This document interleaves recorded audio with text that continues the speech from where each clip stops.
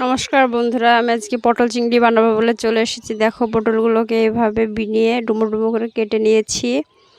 মাঝে বরাবর কেটে দিলেই হবে। আর আলুকেও সুন্দরভাবে কেটে ধুয়ে নিয়েছি, পানিগুলো ঝরিয়ে নিতে হবে। তারপরে এইভাবে তেলে ভালোভাবে ভেজে নিতে হবে। দেখো, পটলগুলো একটু একটু লাল হতে শুরু করে দিয়েছে। পটল ভাজা হয়ে গিয়েছে, আমি তুলে নিয়েছি। আলুও প্রায় ভাজা হয়ে এসেছে, আমি তুলে নেব।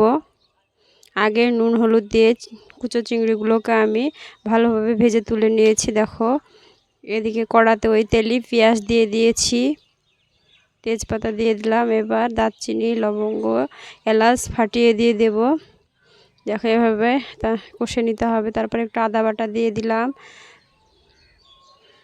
তারপর জিরে গুঁড়ো, হলুদ, লঙ্কা গুঁড়ো, সমস্ত লবণ দিয়ে ভালোভাবে এবার পটল আর আলুটাকে দিয়ে ভালোভাবে নেড়ে নিতে হবে। তারপর একটু জল দিতে হবে, ভালো করে কষিয়ে নিতে হবে। দেখো, ভালোভাবে আমি কষিয়ে নিলাম।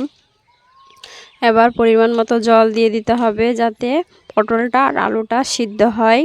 দেখুন, ভালোভাবে আমি জল দিয়ে এবার নেড়ে তারপর ঢাকনা দিয়ে দেব।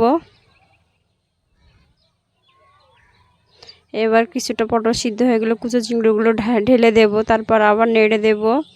এইভাবে কয়েকবার নাড়তেই রান্নাটা হয়ে যাবে। বন্ধুরা, আমার ভিডিও যদি আপনাদের ভালো লাগে, লাইক কমেন্ট করবেন ও বেশি বেশি করে শেয়ার করে অন্য বন্ধুদের দেখার সুযোগ করে দেবেন। আর যদি খুব ভালো লাগে তো চ্যানেলটিকে সাবস্ক্রাইব করে পাশে থাকবেন। দেখুন, আমার রান্না প্রায় হয়ে গিয়েছে, আলুগুলো সিদ্ধ হয়ে গিয়েছে। ভিডিওটি লাস্ট অবধি দেখার জন্য আপনাদেরকে অসংখ্য ধন্যবাদ। গরম মশলা দিয়ে দিলাম, লাস্টে একটু ঘি ছড়িয়ে দিলেই